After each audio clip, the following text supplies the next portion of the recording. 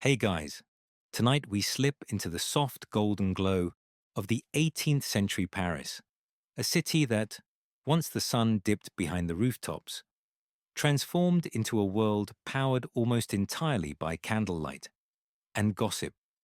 Imagine narrow cobblestone streets breathing out ribbons of warm light from shuttered windows, chandeliers trembling with 1,000 tiny flames, and salons humming like beehives. Except these bees trade secrets instead of honey. The candles drip, the perfume hangs thick, and everyone pretends they aren't watching everyone else. And honestly, you probably wouldn't survive 1 hour here. Between open flames perched on every surface, ridiculous powdered wigs that could ignite if you sneezed wrong, and alleyways so dark you couldn't tell a philosopher from a pickpocket. Yes, you'd be done immediately. But don't worry, we're just visiting. So before you get comfortable, take a moment to like the video and subscribe. But only if you genuinely enjoy what I do here. And let me know in the comments where you're listening from and what time it is where you are right now. I always love seeing our little nighttime map light up. Now dim the lights. Maybe turn on a fan for that soft background hum. And let's ease into tonight's journey together. Paris after sunset feels different in your bones. You walk slowly, letting the last rays of dusk fade behind the rooftops. The city exhales, and suddenly, torches flare, shutters open, and a soft amber glow trickles down every alley. Candlelight doesn't just illuminate Paris, it transforms it. The first thing you notice is the texture of the city at night. By day, Paris is a place of commerce and clatter. By night, it becomes a painting done entirely in warm brushstrokes. The flames distort shadows, stretching them long across the pavement, making every passerby appear a little taller, a little more mysterious. A lamplighter hurries past you, one of hundreds employed across the city, carrying a tall pole tipped with a tiny flame. He moves in practiced sweeps, lighting street lanterns one by one.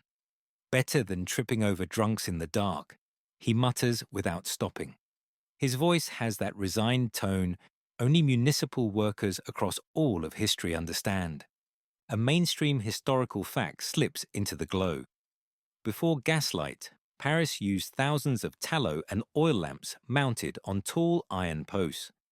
These lamps were often dim, smoky, and wind-sensitive, requiring constant maintenance. Yet Parisians adored them. They believed light made their city more refined, more civilized, more Paris. But the truth, the city was still mostly dark. The lanterns cast small, fragile halos of visibility, leaving plenty of space for shadows to thrive.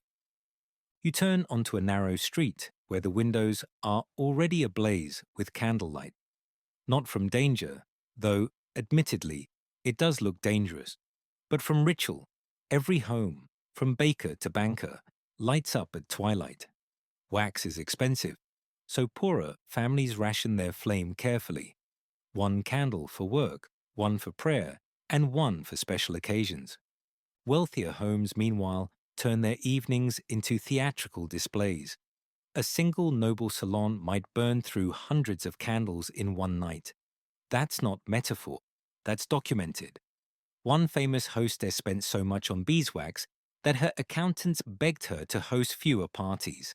She ignored them, obviously.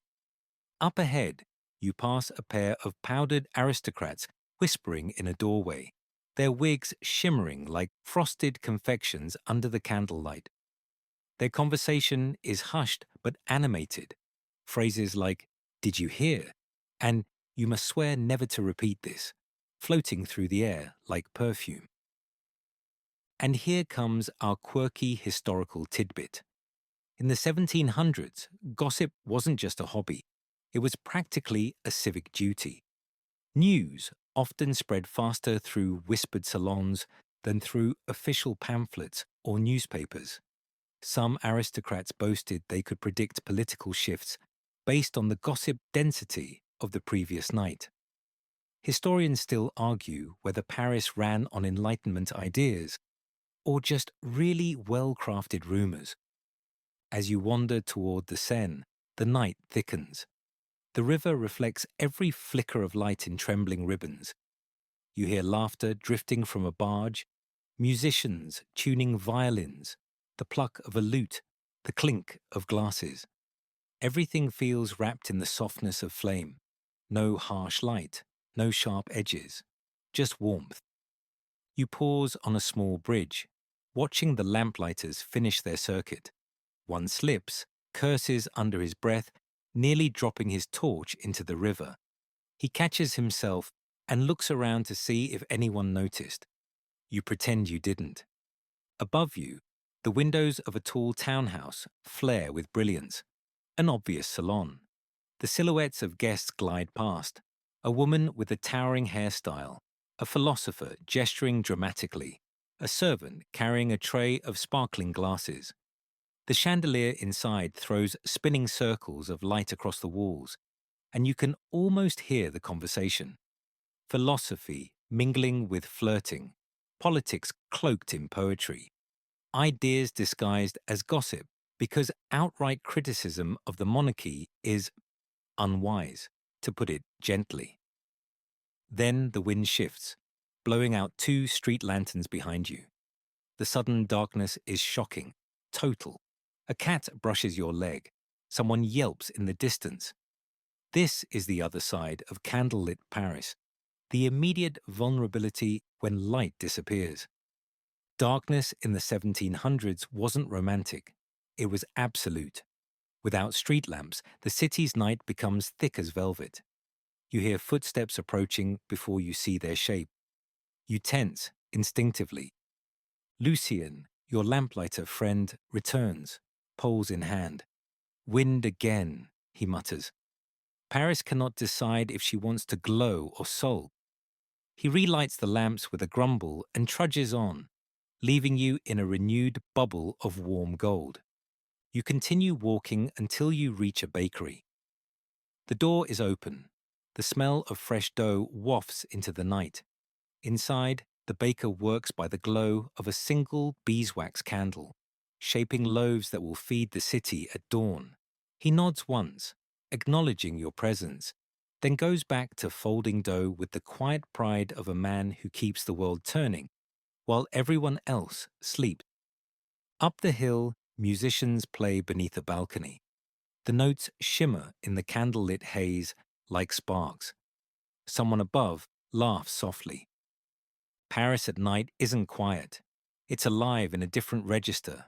Low voices, soft clinking, the steady hiss of candles burning down. It's a symphony of small noises stitched together by flame. And as you move deeper into the glow, you realize the city feels warmer, more intimate, more human. Not despite the light, but because of how precarious it is. Paris shifts personality the moment true darkness settles.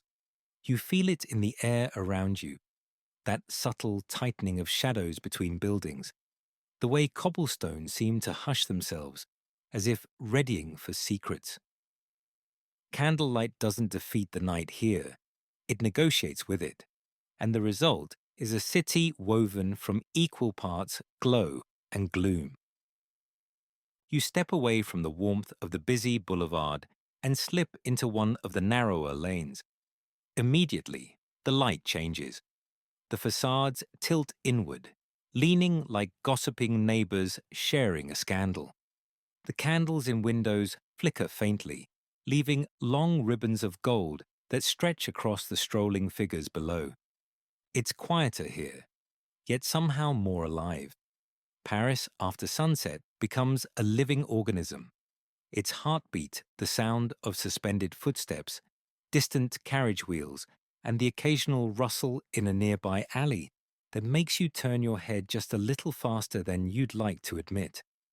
Ahead, a pair of silhouettes emerge from the shadows, a poet and a pickpocket, walking in the same direction, inhabiting the same darkness, each assuming they're the more important nocturnal creature. The poet murmurs verses into the night, gesturing dramatically with ink-stained fingers. The pickpocket hums, hands tucked into a coat, scanning pockets as easily as reading fortunes. It strikes you that both are performing work that cannot be done in daylight. A mainstream historical fact flickers into place. In the 18th century, night created an entirely separate Parisian society. Many people worked by day and lived their real lives by night, meeting in secret, courting lovers, exchanging information, plotting mischief or revolution, depending on the flavor of the century. Darkness didn't simply hide wrongdoing, it allowed creativity, romance, and tiny rebellions to flourish. As you continue walking, you hear laughter from a shadowed alcove. Two women exchange whispered stories while leaning against a lamplit wall. Their wigs glitter faintly with candle-studded powder. They quiet when you pass, then resume as soon as your footsteps fade, because gossip has a momentum of its own in Paris. You turn another corner and find yourself in a square barely lit by two failing lanterns. Here, a group of young men play cards on overturned crates. A coin glints in the dim flame as one flips it onto the table. They shout triumphantly, or suspiciously, depending on the hand, while trying to conceal their excitement from a sleepy night patrol strolling nearby. The patrolmen glance their way, but do nothing. Small vices are tolerated as long as no windows break and no one screams. A street seller pushes a little cart of roasted chestnuts, their fragrance drifting through the night. He's wrapped in a heavy coat, holding a candle lantern that turns his face molten gold. As you pass, he lifts the lantern higher, revealing his expression, bored but hopeful. The night is long. Someone will buy. They always do. Not far away, a cat darts across your path, darting toward a sliver of moonlight slicing between two chimneys.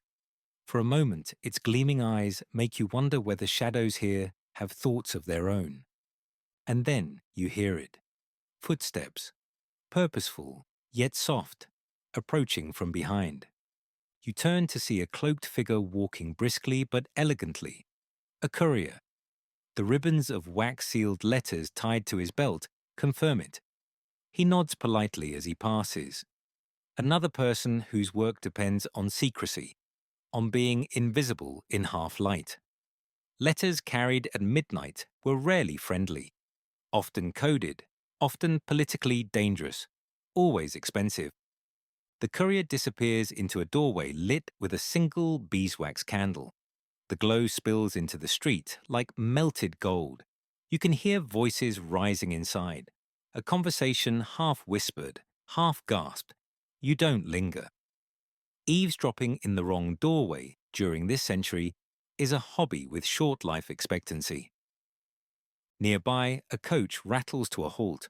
From it steps a woman in a gown shimmering with tiny glass beads that flicker in the lantern glow. Her servant holds up a candelabrum so she can avoid the puddles and prying eyes. The coachman murmurs, "Careful, madame, your hem." She waves him off, more concerned with the shadowed figure waiting beneath an archway.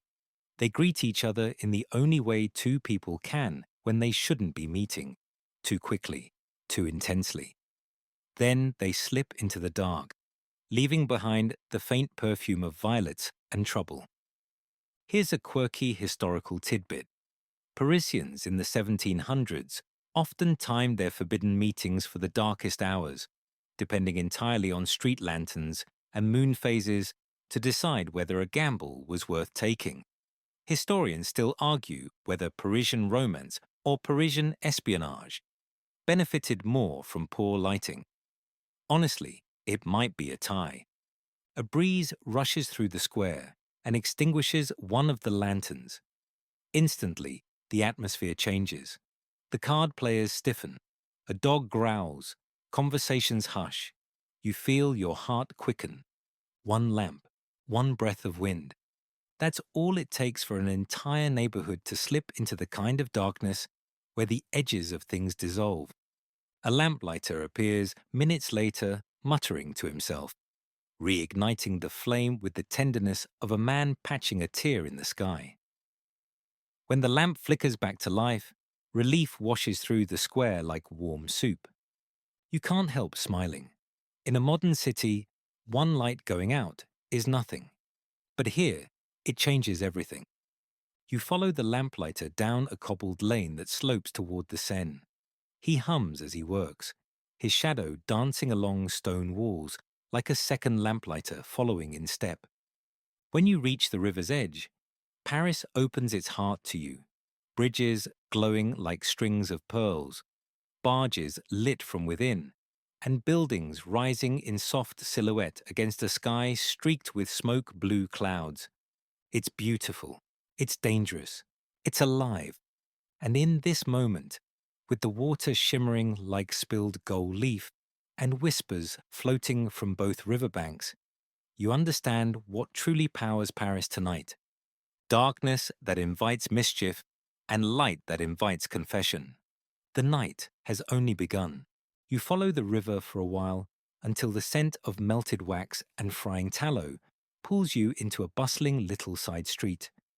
This is where Paris reveals the machinery behind its golden facade. Not the salons filled with philosophers and powdered aristocrats, but the workshops where literal light is manufactured. 18th century Paris survives because of its candle economy, and you're about to stroll straight through its glowing backbone. The first workshop you pass is a modest tallow maker's shop. The door is propped open to release the overwhelming smell. Thick, smoky, and animal-heavy inside. Aproned workers pour hot, cloudy tallow into rows of metal molds. Long cotton wicks dangle like pale threads from a rack overhead, waiting to be dipped. You step inside and immediately feel the heat. Wax, fat, and steam blend into a haze that makes the entire room shimmer. The master tallow maker gives you a nod, wiping sweat from his brow with his sleeve. "Tallow for the streets," he says, gesturing to the rows of stubby candles cooling on the long table. Cheap, smoky, but they do the job. Paris doesn't sleep, so neither do we. A mainstream historical fact flickers into your thoughts. In the 1700s, Paris burned through millions of pounds of tallow and beeswax. Each year, tallow candles lit most homes and streets because they were relatively affordable. Beeswax, however, that was luxury. The soft, clean flame of the wealthy. In fact, a single large beeswax candle could cost an entire week's wages for a laborer. You step back outside into the fresh air before your clothes permanently absorb the tallow aroma. Thankfully, the next workshop is more pleasant. A beeswax chandlery. You smell it before you see it. That soft, honeyed scent floating like a blessing through the doorway. Inside, workers dip wicks repeatedly into vats of golden beeswax, building candles layer by delicate layer. The room glows, truly glows. Even in daylight, the reflective sheen of the wax, the amber palette, and the neat rows of finished candles give the shop an almost sacred feeling. A woman arranges tall tapers onto a carved wooden rack. She nods respectfully. "These are for the Duchesse de Polignac," she says. "Her salons burn enough candles in one evening to bankrupt a village." There's no bitterness in her voice, just a weary sense of awe. You run your fingers along a freshly cooled candle. The wax is smooth, warm, fragrant, luxurious in every way. "Careful," the woman smiles. "That's more expensive than the dress you're wearing." She's probably right. Opposite her, a teenage apprentice is scraping wax from spilled drips, rolling the fragments into tiny decorative spirals. "Leftovers for the church," he explains. "They never let anything go to waste." A quirky historical tidbit dances into view. Some Parisian churches required parishioners to bring their own candles for evening services. The wealthy showed off with tall, perfectly dipped beeswax tapers. Poorer worshippers brought shorter tallow stubs that sputtered sadly. Historians still argue whether evening mass strengthened faith or simply spotlighted class inequality by candle height. You thank the workers and step back outside. Your eyes need a moment to adjust. It feels darker out here than inside the candle shop. Proof of just how bright beeswax can be. Continuing down the street, you see a merchant dragging a cart stacked with tall wooden crates. Each crate holds bundles of candles wrapped in rough linen. He grunts as he pulls. "Deliveries for a wedding feast," he says, nodding toward a grand townhouse. Over 200 candles for one night, and they'll complain it wasn't bright enough. You can't help smiling. Extravagance is a sport in this city. Farther along, you pass a small stall selling single candles to passers-by. The vendor calls out, "Tallow for work, wax for love, and lamp oil for your worst decisions." He grins when you look over. Light is life, friend. You don't want to walk home without it. You buy a small beeswax taper. The vendor wraps it in paper and whispers, "A clean flame for clean thoughts." You're fairly certain that's a marketing slogan he just invented on the spot, but it works.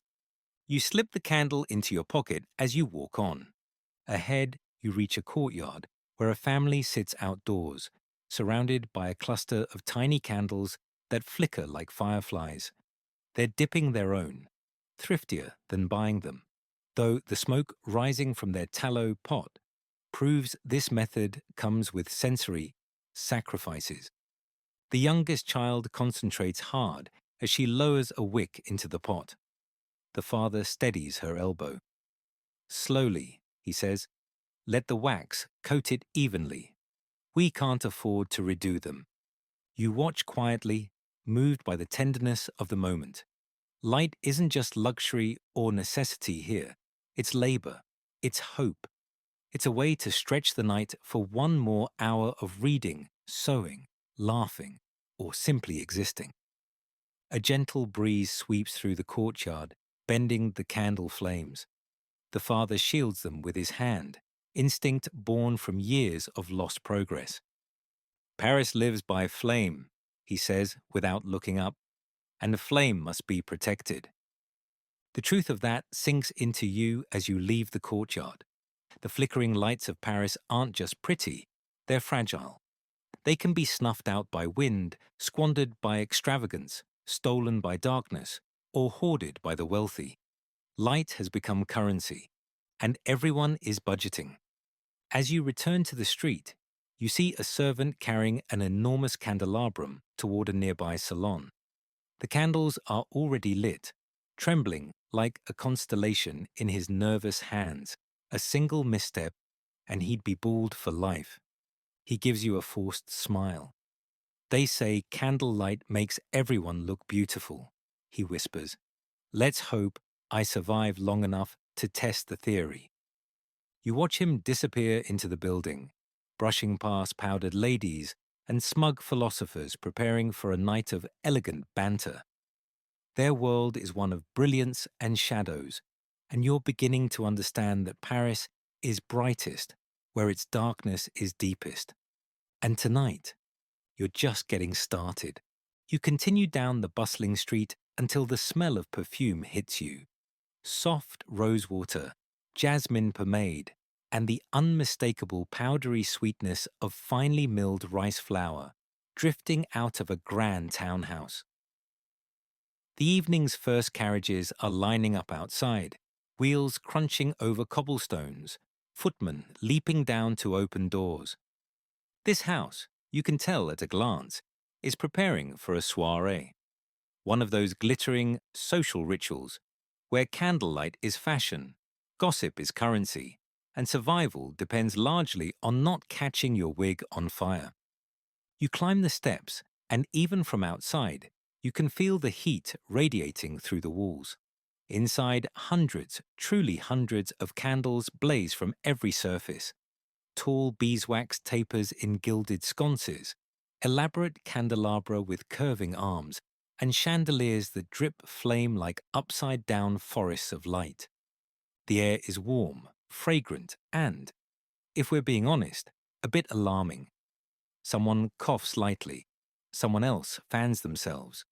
A grand wig, at least a foot tall and decorated with silk flowers, teeters dangerously close to a candle on a nearby side table. You enter the main salon, and it hits you. Fire has become fashion. The room is an ocean of shimmering fabrics and flickering shadows. Women's gowns are embroidered with metallic threads designed to catch candlelight. Men's jackets shine with buttons, polished to little suns. Faces glow gold in the soft ambience.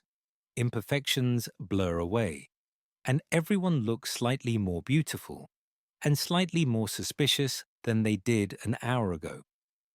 In a corner, a harpsichordist plays softly, his sheet music illuminated by 3 candles fused to a metal stand.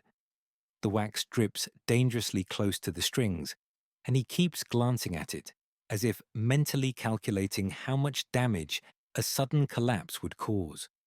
A hostess, Madame Lavoisier maybe, or someone desperately trying to be, glides past you.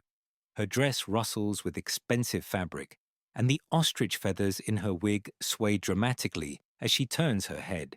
She notices your gaze and smiles. "Ah," she whispers, "you're admiring our lighting." The secret to a successful salon is simple: illumination and illusion. Candles provide both.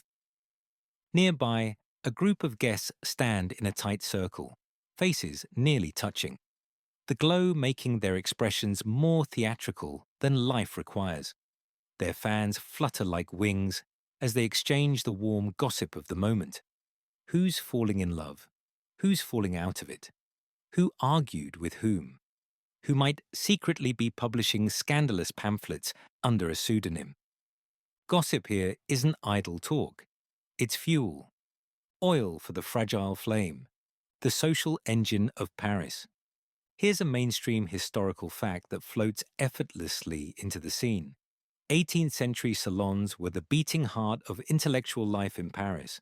Philosophers, writers, scientists, socialites, they all gathered in candlelit rooms to debate, flirt, and perform intellectual theatre. But beneath the lofty conversations sat something far more human. Whispers, glances, and the art of saying something without actually saying it. You drift toward a group of men discussing hairstyles. Yes, hairstyles. Because in this century, hair is architecture. One man gestures wildly with his wine glass. "They're wearing ships now," he exclaims. "Actual ships. Sails, masts, ropes." Another laughs. "I saw one last week decorated with waxed fruit. Quite heavy, I'm told." A third shakes his head solemnly. "I saw one catch fire." The group gasps. He leans in. She bent too close to a candelabrum, and poof, the entire left side of her coiffure went up. They put it out with champagne. You shouldn't laugh. You really shouldn't. But you do. Because here's a quirky historical tidbit. Those towering hairstyles were coated with a mixture of pomade, powder, and occasionally small decorative objects, all highly flammable. Accounts exist of women losing eyebrows, or worse, after brushing too close to a flame. Historians still argue whether high fashion or poor ventilation was responsible for more salon-related injuries. The guests around you continue their dance of social performance. You watch as 2 women exchange a polite embrace while simultaneously scanning each other's hair, jewels, and reputations. 3 men laugh uproariously at a joke that clearly wasn't funny. A young woman practicing her entrance in the reflection of a mirror tries to angle her face toward the candlelight for maximum dramatic effect. You catch a whispered line as you pass, "Darling, if she lights one more chandelier, we'll all melt before dessert." Another, I don't trust a candle that burns too steadily. It's hiding something. And another, did you hear who sat next to the Duke last week? It wasn't accidental, you know. It's endless, it's delightful, it's also mildly terrifying. Because in a room stuffed with silk, lace, and egos, the only thing separating this glittering elegance from utter disaster is the whim of flame. A waiter carrying a massive candelabrum passes behind you. You instinctively lean away from it. He nods his thanks, as if acknowledging that mutual survival is a team sport tonight. Then Madame approaches again, gliding like a chandelier on legs. You see, my dear, she says, gesturing broadly. Paris at night is a performance. Every flicker of light is intentional. Every shadow is curated. Fashion is danger. Conversation is strategy. And candlelight makes everyone honest enough to lie beautifully. She bows slightly. Enjoy the evening, and do keep your hair away from the wall sconces. Good advice, possibly life-saving. As you rejoin the hum of the room, you notice the flames dancing in every reflective surface, mirrors, jewels, polished wood, creating an illusion that the salon contains far more candles than actually lit. It's a trick, a deliberate one. Parisian society adores the idea of endless light, even if all it takes to destroy the illusion is one badly timed gust of wind. Tonight, the flames hold steady. Tonight, fashion wins its duel against fire. But the night is young, and Paris is only beginning to sparkle. You slip out of the overheated salon, lungs grateful for a sip of night air that isn't perfumed with roses and singeing silk. Outside, Paris feels colder, calmer, and somehow even more alive. Carriages rattle off into the dark. Servants whisper gossip they overheard while pouring wine. A musician hums a tune while packing his instrument. But you're headed somewhere else tonight. Somewhere quieter, more intimate, more dangerous in its own polite way. A place where influence is traded like sugar. Reputations rise and fall with a raised eyebrow, and nothing is ever said outright. Yet everything is revealed.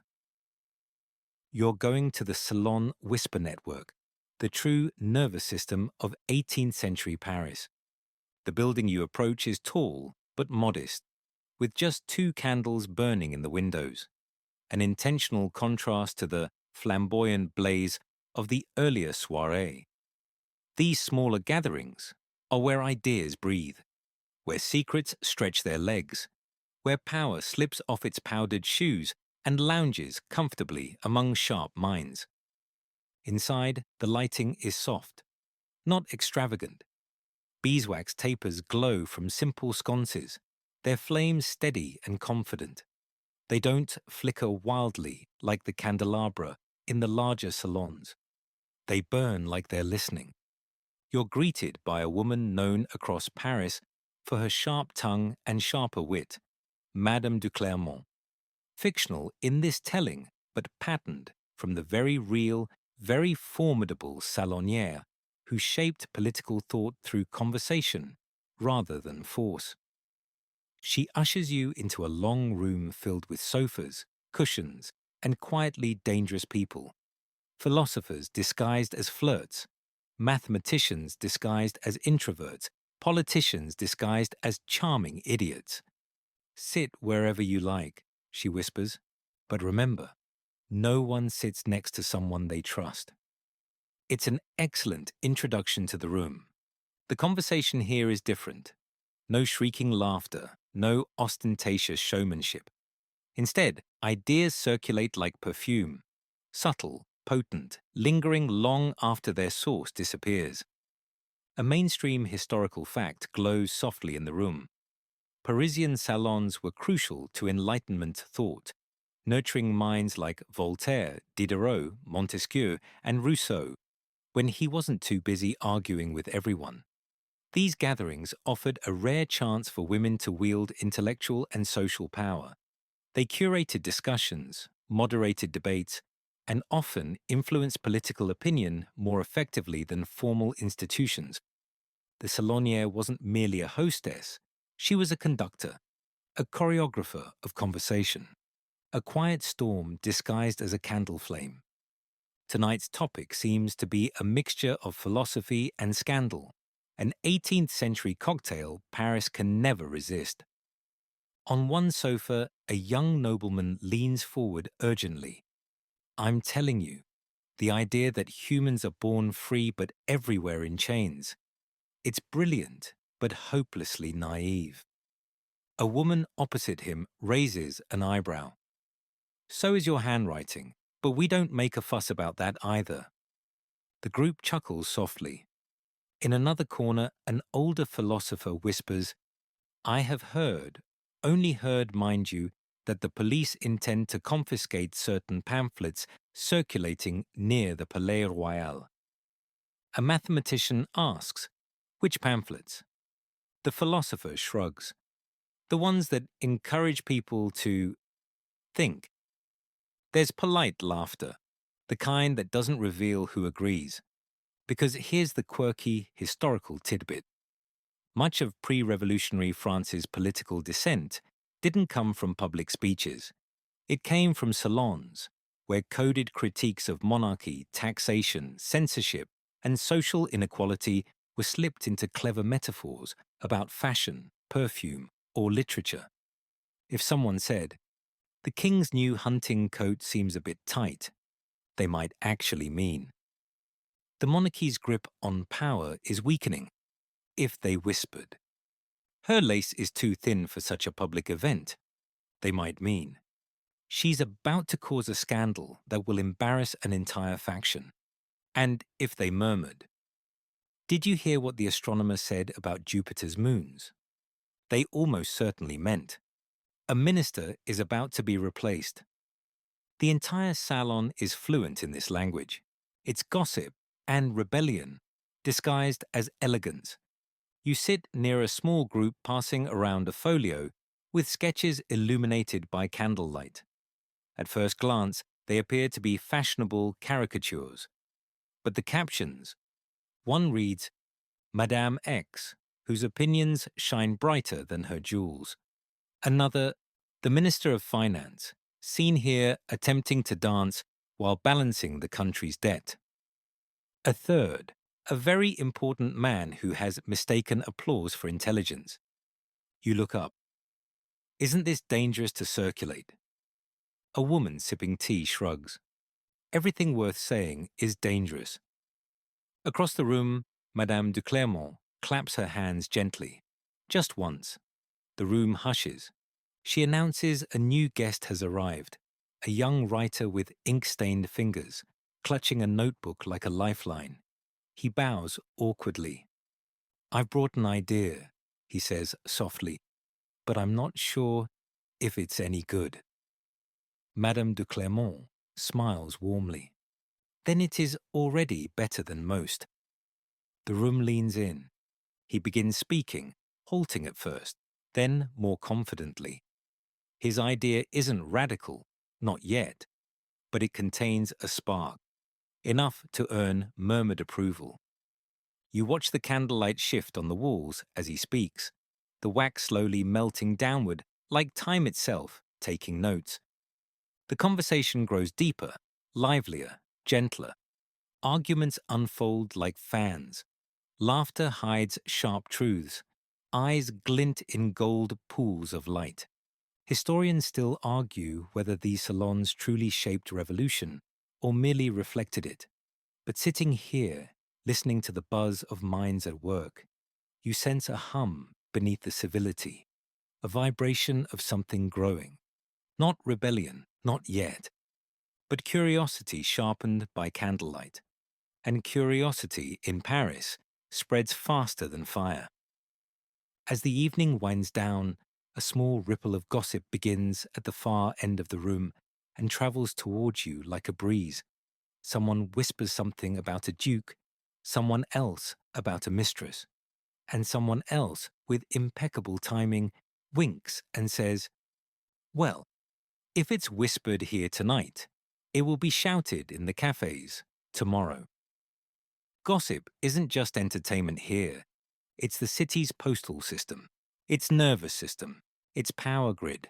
And tonight, you've watched it hum. You leave Madame du Clermont's salon with your head full of soft philosophy and sharper whispers. The shift from intimate golden glow to the cool Paris night is like stepping from one world into another. But you're not done roaming, because the city, ever restless, is always experimenting with ways to tame the darkness. Tonight, you're going to witness one of Paris's fiercest civic debates: how to light the streets. As you walk down the slope toward the river, you notice a curious sight: a tall iron post topped with a glass lantern that looks newer, cleaner, more polished than the others you've seen. Its glass panes gleam like tiny mirrors, reflecting the light of its own candle several times over. A lamplighter stands beneath it proudly. "There," he says, nodding at his handiwork. "That's the city's newest model. Supposed to make nighttime safer, brighter, more modern, they say." He spits to the side. "Hmm." You raise an eyebrow. You don't approve. He shrugs. "Depends. Brighter streets mean fewer thieves, but also fewer secrets. And in Paris, secrets are half the night's business." He has a point. A mainstream historical fact slides neatly into the moment. In the 18th century, Paris pioneered public street lighting, installing thousands of lanterns to reduce crime and make the city more navigable. Officials experimented with mirrored reflectors, improved fuels, glass enclosures, anything that could make a flame brighter or last longer. But not everyone loved the idea, because in a city like Paris, mystery was a resource. You walk deeper into the lamplit district. Some lanterns glow strongly, their mirrored backing throwing light far across the street. Others flicker weakly, the wind pushing the flame sideways. And still others, especially those installed hastily by lazy officials, burn crookedly or not at all.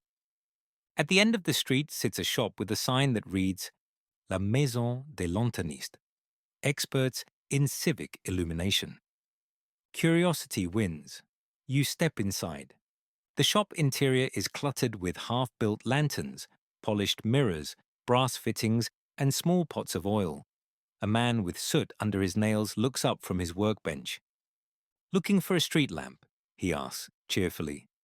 "Just looking," you reply. He grins. Most people are. No one wants to pay for more light, but everyone complains about tripping in the dark. He taps on a lantern frame. This one's for the new municipal trial. Reflectors behind the candle. The idea is to catch the flame, multiply it, make 40 candles look like 60. You peer inside the lantern and see tiny curved mirrors reflecting one another. It feels like staring into a miniature hallway made of light. "You want my opinion," he says, leaning closer. "We don't need brighter lamps. We need people who stop kicking them over during drunken arguments." You laugh because he is absolutely right. You leave the shop and cut through a narrow alley that leads into a small square. Here, a cluster of Parisians gather around two lampposts, one with an old lantern, dull and sooty, the other with a new mirrored model installed just days ago. A city inspector stands proudly before them.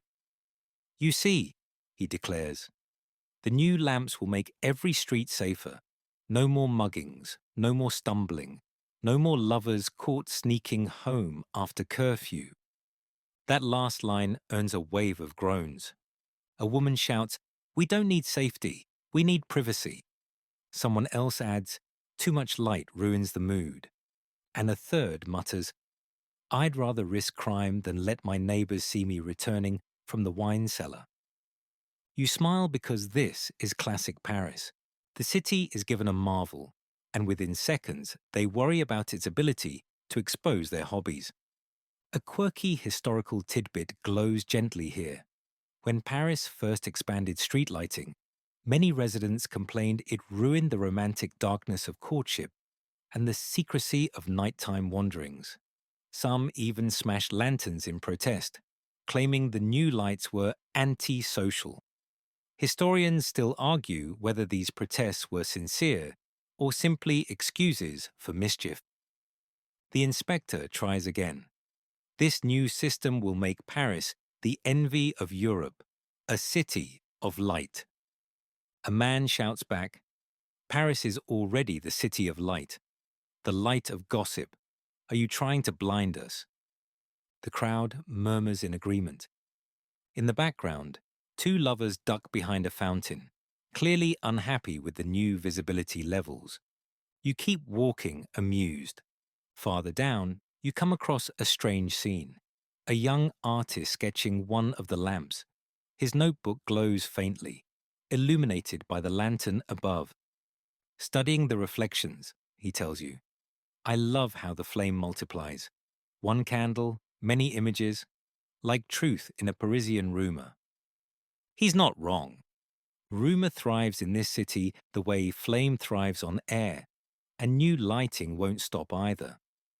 You leave the lamplit street and enter a quieter one, where older lanterns sway gently in the wind, their flames dancing like small restless spirits. Here the light is softer, warmer. It wraps the street in mystery instead of revealing it. Shadows deepen between the stones. Whispered conversations echo from half-open windows. A cat slinks along a wall, eyes reflecting tiny candles from across the square. And as you pause, watching the flickering contrast between old lantern and new, you realize that Paris is living through a transition. From shadow to brilliance, from secrecy to visibility, from myth to modernity. Some welcome it, some fear it, most gossip about it. But one thing is certain. Paris will always belong to the flame. Whether it burns softly or boldly, you continue walking, guided by a mixture of lamplight and instinct, the city glowing behind you like a constellation trapped inside walls. As you follow the wavering glow of the street lanterns, Paris reveals a quieter layer of itself.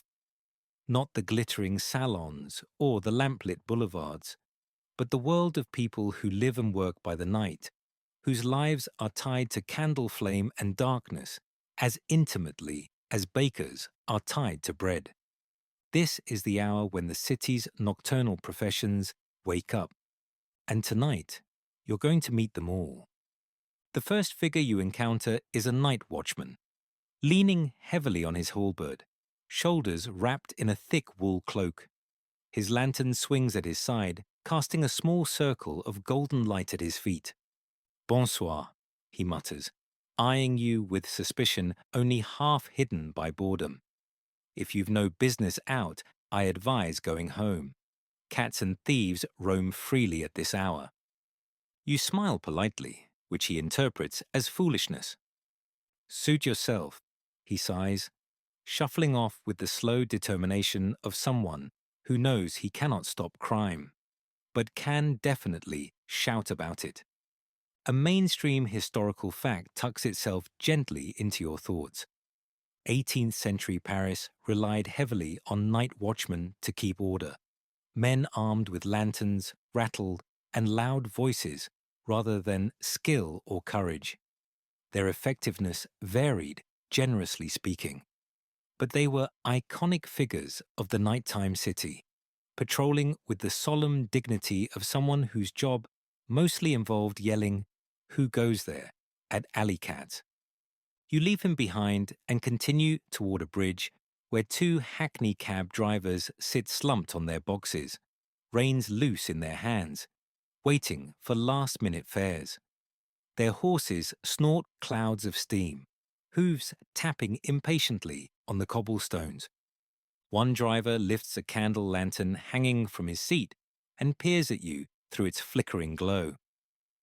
You out late? Need a ride? You shake your head. He shrugs. Suit yourself. But if you see a man running with no hat and no boots, don't pick him up. He never pays. From the next cab, the other driver calls out, "Tell him about the man with two parrots." "No," the first groans. "Not the parrots again." Too late. The story spills out in gleeful detail. A gentleman, already suspicious, had insisted on riding with both parrots perched on his shoulders. Halfway across the bridge, the birds panicked, flapping wildly and nearly setting themselves on fire by knocking over the driver's lantern. The driver swerved. The horses panicked. The parrots escaped into the night, screaming insult words they'd been trained to mimic. The man, furious, refused to pay. The parrots have been spotted around Paris ever since. Their vocabulary has not improved. A quirky historical tidbit flickers here. Exotic pets were a fashionable craze in 18th century Paris, with monkeys, parrots, and even small imported mammals causing chaos in polite society. Historians still argue whether these pets enriched social life or simply increased the city's chaos by 40%. You leave the cab drivers to bicker and walk into a quieter district where the smell of warm bread drifts through the dark. A bakery door creaks open, spilling a rectangle of buttery yellow light onto the street inside. Bakers work with quiet intensity, kneading, shaping, stoking ovens still hot from daytime heat. This is the secret truth of Paris. While the city sleeps, its bakers race to prepare the next morning's loaves. The master baker nods to you as he lifts a tray of dough. "We work when it's cool," he explains. "By sunrise, the heat will make the yeast misbehave." The room glows with a soft, comforting light. Candles flicker along the walls, dancing across bags of flour and racks of rising dough. The oven roars low, surrounded by shadows that deepen and soften with every movement of the flames. The baker smirks. "Come here long enough. You'll learn we gossip more than salons do, and our secrets last longer. We're up before the city. We hear everything. You keep walking, warmed by the smell of bread, and soon you hear a new rhythm. The steady thump, thump, thump of a printing press working deep into the night. You enter a cramped shop, where a single candle illuminates three men hunched over wooden-type blocks. Ink stains their fingers. Sweat glistens on their brows. They look exhausted but exhilarated, the look of men birthing ideas into the world. One of them glances up. "We print while the city sleeps," he whispers, "and we pray the censors sleep too." You raise an eyebrow. He winks. "We may not have a license for everything we print." He gestures to a freshly printed pamphlet on the table. You catch only a few lines before he snatches it away, but it's enough. Philosophy, politics. Gently treasonous ideas printed in beautiful type. "The night," he whispers, "is for thinking." A historical debate flickers to life. Scholars still argue whether underground printers produced more literature than official publishers in pre-revolutionary Paris. Many believe the shadow press shaped public opinion far more effectively, igniting ideas that daylight censors never saw coming. As you leave the printer's shop, a soft whistling drifts through the air. You follow it to a man perched atop a ladder, trimming the wick of a street lantern with delicate metal scissors. He looks down. "Even light must be groomed," he says. Too long a wick and the flame smokes, too short and it dies. You realize all these nocturnal workers, watchmen, cab drivers, bakers, printers, lamplighters, form the hidden skeleton of Paris. They hold the city upright while everyone else sleeps or whispers or parties. They are the quiet heartbeat beneath the candlelight glow, the unseen chorus behind the salon's theatrics. And as you continue walking through the soft, warm dark, you can't help feeling grateful for their presence. Without them, Paris would collapse. Without them, the night would be darker. Without them, the morning would never come. The city breathes. You breathe with it. And your journey into the candlelit underworld of Paris continues to deepen. The night deepens, and with it comes a strange sensation, as if every flame in Paris is inhaling at the same time, holding its breath before the next flutter of brilliance. You wander toward a quieter quartier, where the city's thinkers, tinkerers, and amateur sorcerers hide in their cluttered rooms. This is where the science of flame is born, tested, misunderstood, and occasionally blown up. Tonight, Paris feels like a laboratory held together by beeswax and optimism. You turn down a narrow lane. A faint chemical smell drifts from an open window. Something sharp, something metallic, something that makes you suspect either genius or disaster. Quite possibly both. Curiosity wins. Has it ever lost in this city? You climb a short set of stone steps and peer through the half-open door of a dimly lit workshop. Inside, a man with wild hair is heating a piece of metal over a candle flame, muttering to himself. Dozens of glass vessels crowd his table. Some bubbling, some steaming, all glowing faintly in the candlelight like enchanted crystals. He glances at you without surprise. "Ah, don't touch anything," he says cheerfully. "It's mostly harmless. Mostly." This is Jean-Baptiste, an alchemist who can't decide whether he believes in medieval magic or Enlightenment chemistry. So he practices both. On one table, he has labeled jars. Air that does not satisfy. Air that makes candles brighter. The breath of metals. You point to the last one. He waves dismissively. "Don't worry, it only explodes if you sneeze near it." Your confidence in him decreases by the second, but his enthusiasm is infectious. He gestures you closer to a glass dome where a candle burns inside. "Watch," he says. "Observe how the flame changes when I add a bit of this." He sprinkles a pinch of powder into the dome. The flame flares startlingly bright, then settles into a steady glow. "See," he beams. "The flame is telling us secrets. It speaks. We simply learn its language." A mainstream historical fact flickers into view. 18th century Paris was full of early chemists and amateur scientists experimenting with combustion. Joseph Priestley, Lavoisier, and countless lesser-known tinkerers were obsessed with understanding why flames burn, what air really is, and why some substances burn brighter than others. These discoveries would eventually unravel the mystery of oxygen. But for now, they mostly produced confusion, small fires, and a lot of questionable notes. Jean-Baptiste proudly shows you a stack of such notes.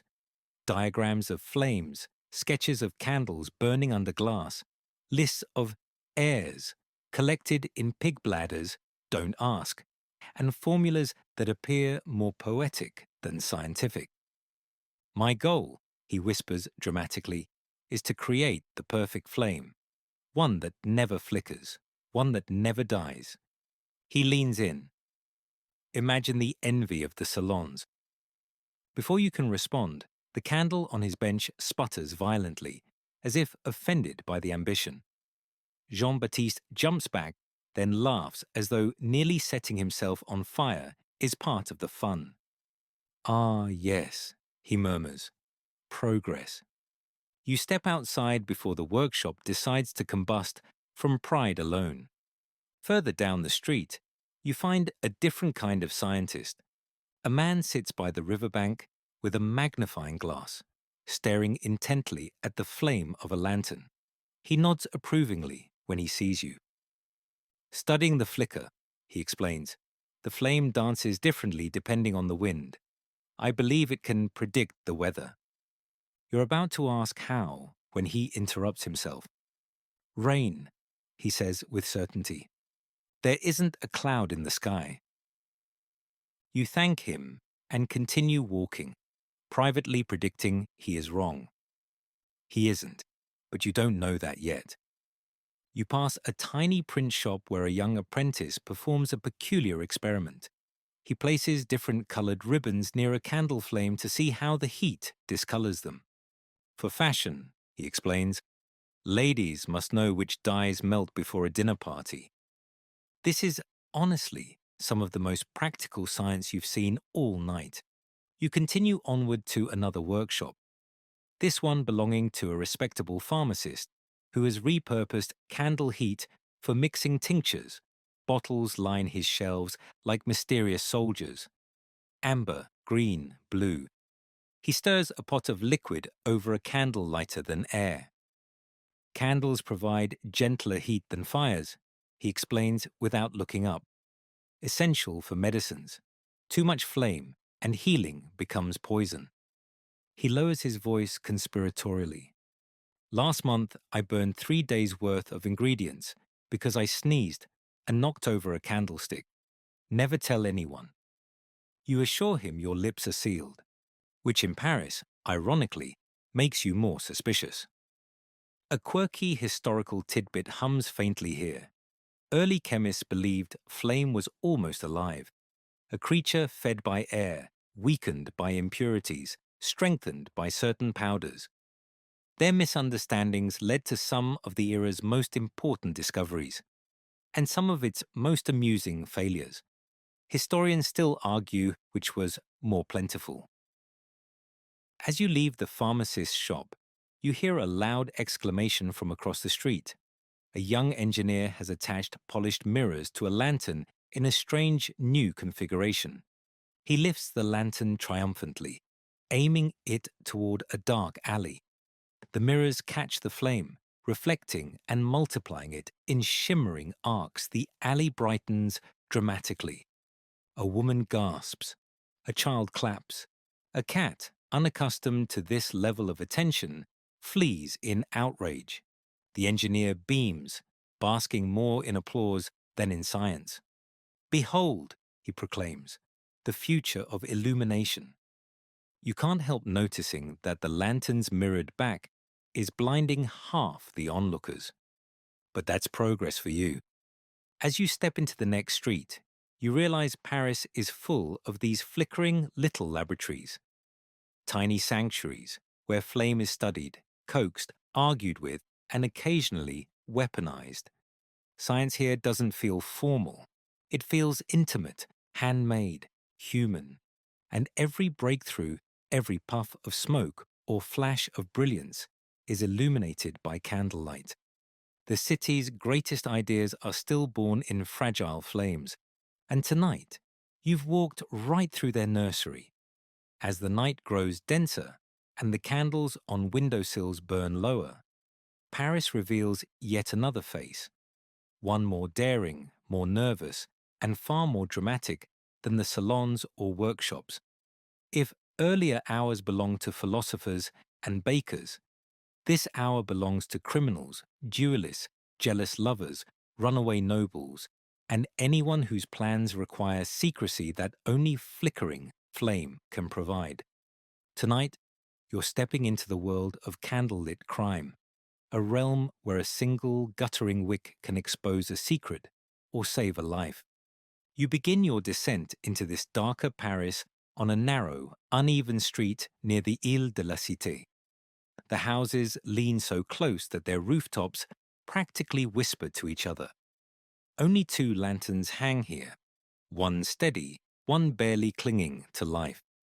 In that weak, trembling glow, you spot the first telltale sign, a man pacing nervously beside a fountain, glancing over his shoulder every few seconds. He wears a fine coat, but his wig is crooked, and his powdered face looks like it's melting from stress. He mutters to himself, "She said midnight. She promised. Oh, saints preserve me, if her husband arrives first." You understand immediately. This is a classic Parisian problem. Adultery arranged by candlelight, and poorly at that. You move on before you become a witness, or worse, an accomplice. Just around the corner, two young men stand back to back, hands clasped behind them. A third holds a candle lantern between them, as though officiating some secret ceremony. Their expressions are deadly serious. 10 steps, the third man whispers. A duel, but a hilariously underfunded one. Both men carry what appear to be repurposed fireplace pokers instead of real swords. The officiant raises the lantern higher, illuminating their faces with dramatic, unintentionally comedic intensity. They take their steps, they turn, they lunge.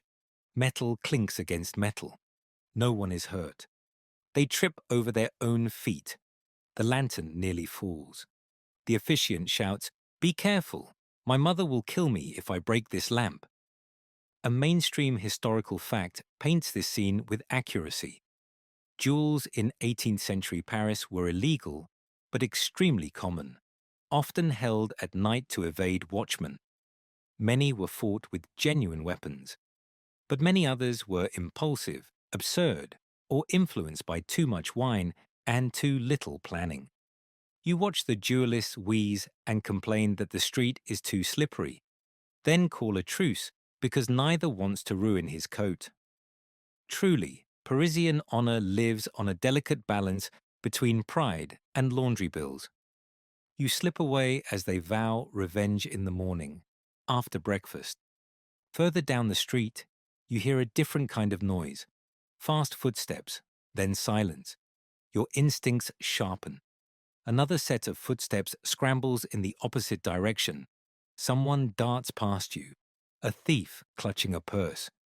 Behind him, a woman holding a candle in a glass dome leans out her window and shouts, "Stop that man!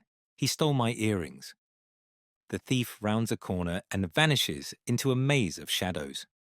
You could chase him, but so could the night watchman, whose job description specifically includes shouting angrily at thieves, and he's already clattering toward the scene with heroic clumsiness. You continue onward, because your night is not done. A little farther, you smell something sweet and expensive, perfume mixed with cigar smoke. You follow the scent to a doorway cracked open just enough for you to see inside. It's a gambling den. Men and women cluster around a table, faces glowing orange from a chandelier made of dozens of small candles. Cards slap against the table, whispered bets slither through the air. Somewhere in the back, someone hisses, "Not so loud! The watch passes soon." You watch as a man with a powdered wig and too much confidence bets a ridiculous sum, only to lose instantly. He slams the table.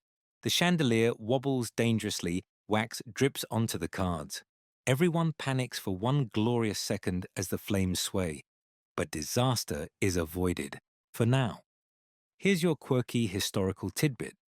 Criminal records from the 1700s mention dozens of fires caused by gambling rooms where candles were mounted directly on card tables. Players often blamed fate or the devil when flames spread, but it was obviously just bad candle placement. Historians still argue whether Paris had more illegal gambling dens or more accidental fires. You quietly back out before someone accuses you of cheating with foreign energy, which was an accusation tossed around more often than you'd think. You take a quieter street toward the Seine. The river reflects the candlelit windows above, creating long ribbons of trembling gold. In this soft glow, you spot something that makes you pause. A group of police inspectors crouch beside a fallen lantern. They're whispering in urgent tones as they examine a trail of wax strips leading away from the river. One inspector mutters, "She ran this way. Look, she used the candle to find her path." The others nod. You catch the word smuggler, then illicit letters, then philosophical materials. Ah, a midnight pamphleteer, Paris's most elegant form of criminal. The inspectors follow the wax trail and disappear into the night, leaving only the fading glow of the lantern behind. You resume walking toward the river when suddenly, A bright flare reflects off the water. A lantern has fallen from a bridge, shattering on the rocks below. Its candle rolls, still burning, down toward the riverbank. Three lovers gasp dramatically. A dog barks. A drunk man cheers. A fisherman curses. You watch the candle sputter once, twice, and then the river takes it. The flame dies with a soft hiss. Paris collectively sighs. The city has always had a strange relationship with flame. It worships it, it fears it depends on it, and it never quite controls it. You walk along the Seine now, the water shimmering gold under faint lantern light. The air smells of wax, smoke, wet stone, and secrets. This is Paris at its most theatrical, its most vulnerable, its most alive, where every flickering flame is both a warning and an invitation, where every shadow is hiding either danger or desire, where crime is illuminated not by justice, but by candlelight. And tonight, you've wandered right through its soft, perilous glow. You follow the riverbank until the lights of the left bank cafés begin to glimmer through the thinning fog. Paris at this hour feels like a creature shifting in its sleep, restless, murmuring, dreaming too loudly. You sense it in the faint vibration of the cobblestones, in the low hum of voices drifting out of half-closed shutters, in the candles guttering in tavern windows like exhausted thoughts trying to hang on. This is the hour when whispers start to sharpen, the hour when gossip becomes opinion, and opinion becomes something more dangerous. Tonight, Paris's soft conversations begin curling toward revolution, though no one dares speak the word aloud. You step into a narrow rue lined with cafés, each one glowing like a tiny furnace of ideas. The first café you pass has its windows fogged with heat and breath inside. Silhouettes lean close over steaming cups of coffee, heads nearly touching. Their faces flicker with candlelight, and their gestures are small but intense. The kind of movements people make when they are absolutely certain no one outside should hear them. You slip into a seat outside, close enough to listen without intruding. "And I'm telling you," whispers a man in a powdered wig, "the tax increase is too much. Even the aristocrats complain now." A woman across from him replies, "Aristocrats complaining about taxes? Paris will freeze over." He shushes her sharply. "Hush, not so loud. The watchmen drink here." A shadow moves across the cafe wall. Indeed, a night watchman slips inside for a warm drink, his lantern swinging by his hip. Everyone immediately changes the subject. "So anyway," the woman says loudly, "the patisserie across the street burned their pears today." "Terrible," the man replies. They maintain the charade until the watchman leaves again, dragging his sleepy authority out the door. Then their voices drop back into the underground register reserved for secrets. A mainstream historical fact quietly glows in your mind. In the decades leading up to the French Revolution, Parisian cafés became hubs of political discussion. Coffee houses were places where pamphlets circulated, opinions fermented, and news spread faster than in official newspapers. Some historians call them the warm kitchens of revolution. You rise and walk to the next cafe. This one is rowdier. Musicians in the corner strum guitars softly while students and clerks lean across tables, whispering lines from banned pamphlets. The candles on the tables burn low, giving the whole room a conspiratorial intimacy. A young man in a rumpled coat stands dramatically and recites, "The king owes his strength only to the weakness of his people." Gasps. A few cheers. One person dumps water on the candles in panic. Another hisses, "Sit down. Do you want us arrested?" The young man grins, bows, and collapses into his chair, while others relight the candles with trembling hands. As you step back outside, the breeze carries scraps of conversation from every direction. The grain shortage grows worse. My cousin says the minister is lying. Did you read the new edition? They say even nobles whisper now. Gossip becomes information. Information becomes agitation. Agitation becomes something the city can feel under its skin. As you continue walking, you hear singing in the distance. Off-key, slightly drunk, but spirited. A group of workers gather around a tavern doorway, passing a jug between them while a single candle on the wall flickers erratically in the cold wind. One man slaps the table. Listen, listen. Mark my words. The day is coming when the people will demand bread and truth. His friends roll their eyes.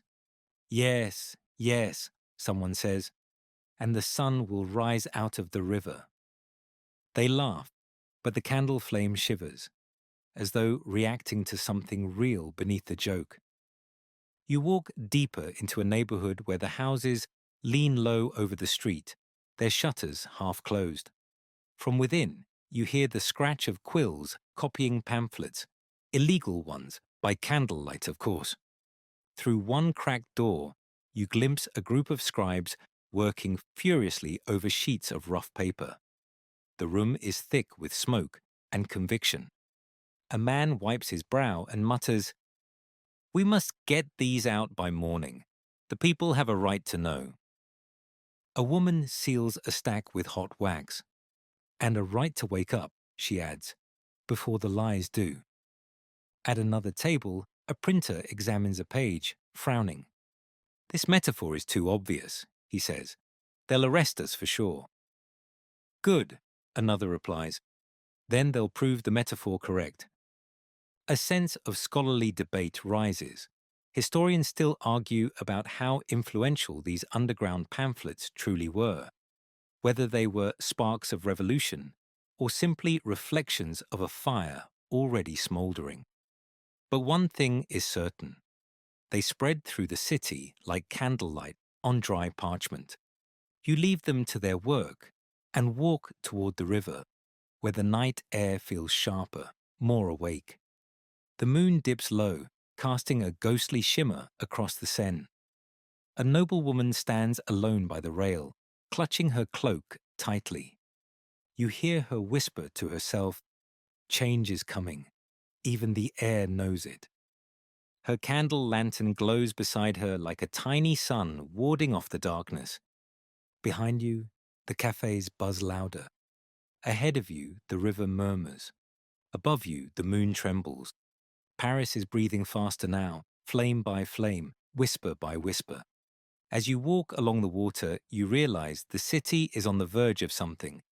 Not yet a revolution, but a restlessness, a kind of fever hidden beneath candle smoke and polite conversation.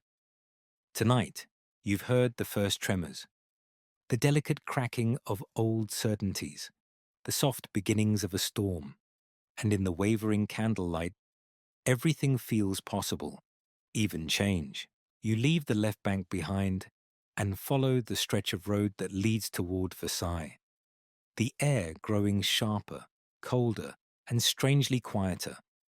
The night feels different here, less intimate, less improvised, as though even the darkness is expected to obey a protocol. Versailles doesn't glow the way Paris does. It blazes. You can see it long before you reach the gates, an enormous golden aura pulsing against the sky, flickering with the restless shimmer of 10,000 candles.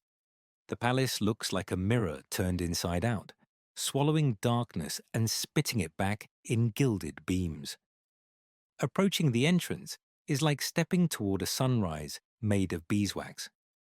Servants scurry in and out, their silhouettes darting like insects against the wall of light. You pass through the wrought iron gates, and the world becomes bright enough to confuse your sense of time.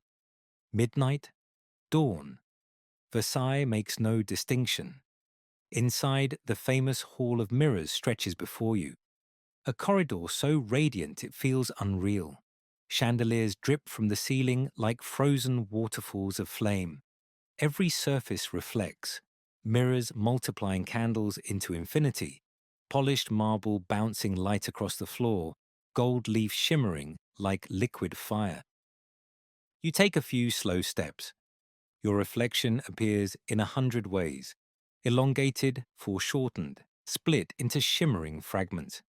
This is Versailles' favorite trick, letting you see yourself everywhere and nowhere at once. A small cluster of courtiers strolls past, their silk slippers whispering on the floor. Their voices hover in that performative pitch only aristocrats and stage actors achieve. Did you hear what the Dauphine said about the ambassador's shoes? One murmurs. Another gasps.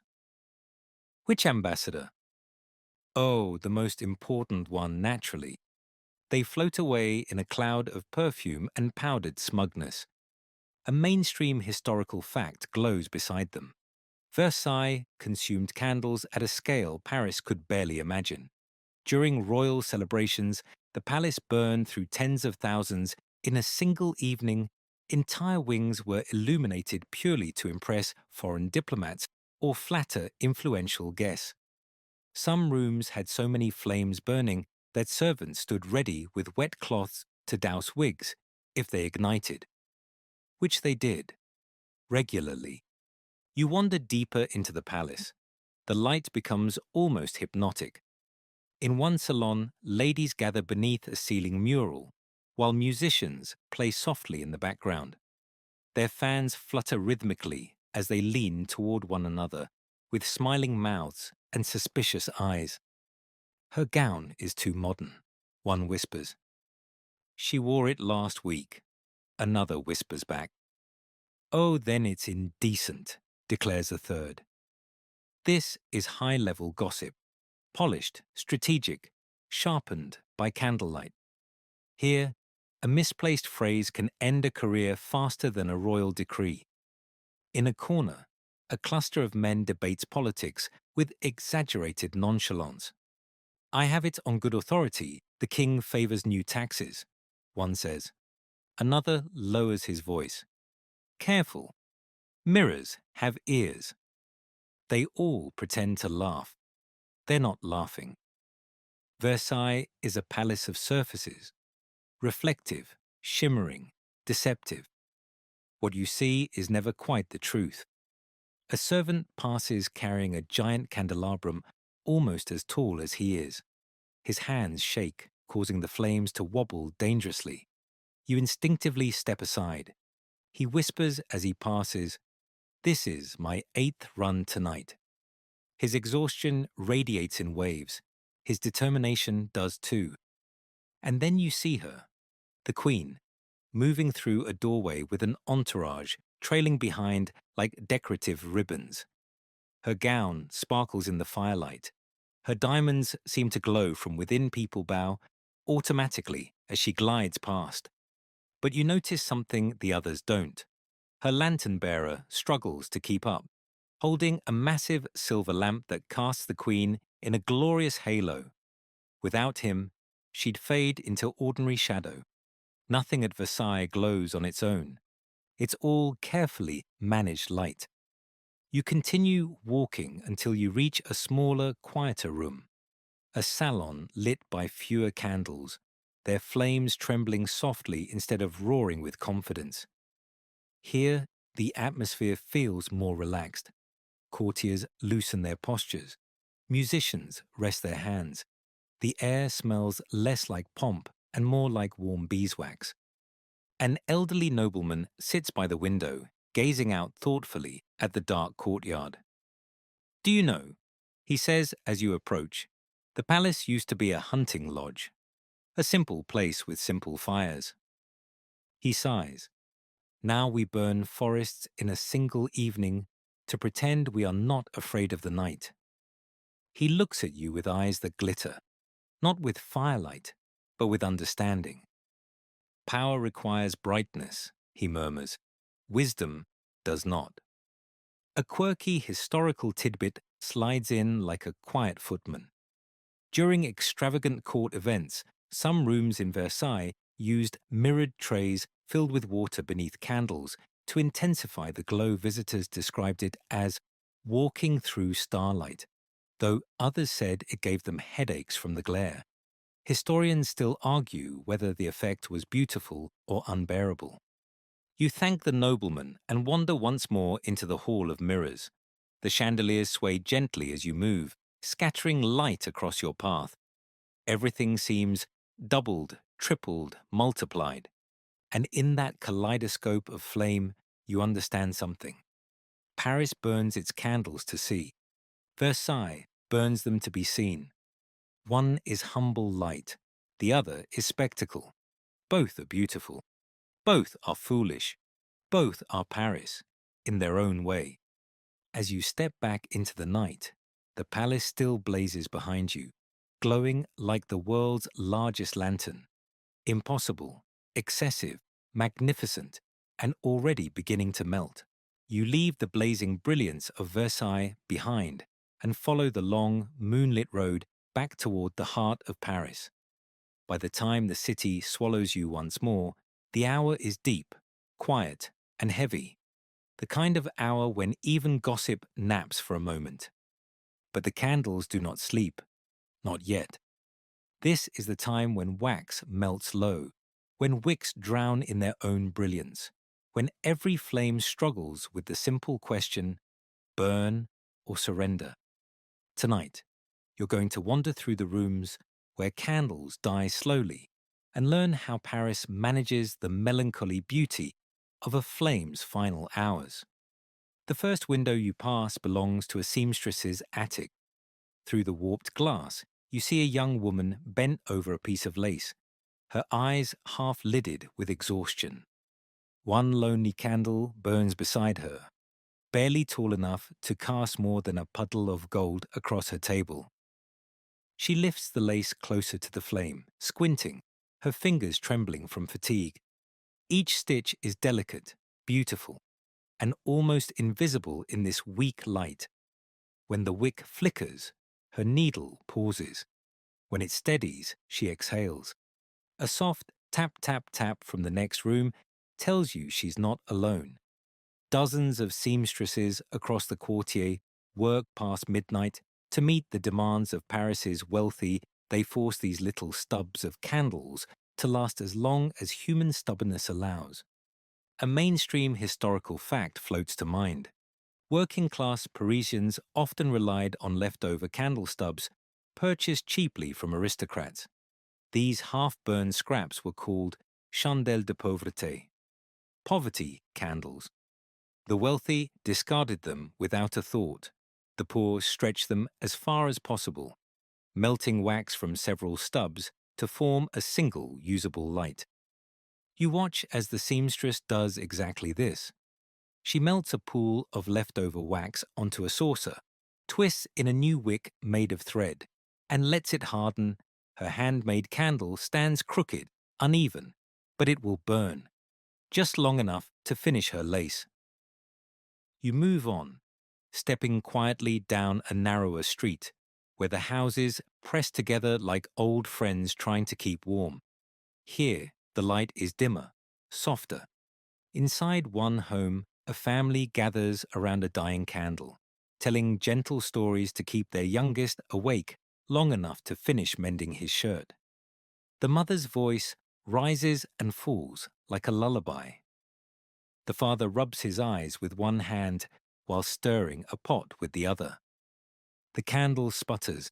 Everyone freezes. Then it strengthens slightly, and everyone sighs in relief. The father murmurs, "We'll replace it tomorrow. Wax willing." A phrase every Parisian understands. Wax willing. You walk on, slipping into the fragrance of warm milk and stale bread, drifting from a small tavern whose lights are nearly gone. Inside, a barkeep carefully trims the wick of a candle that has burned too tall and begun to smoke. He clips a tiny curl of blackened wick with his knife, and the flame instantly clears. He grins. A candle is like a customer. Keep it well trimmed, and it behaves. You nod. He may have just solved half the tavern's disciplinary issues. A quirky historical tidbit shuffles into the moment.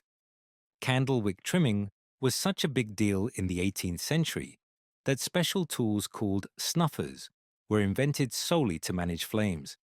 They prevented smoke, extended burn time, and reduced fire hazards. Some households even had decorative silver snuffers shaped like birds or flowers. Historians still argue whether they were genuinely useful or just fashionable excuses to buy more silver.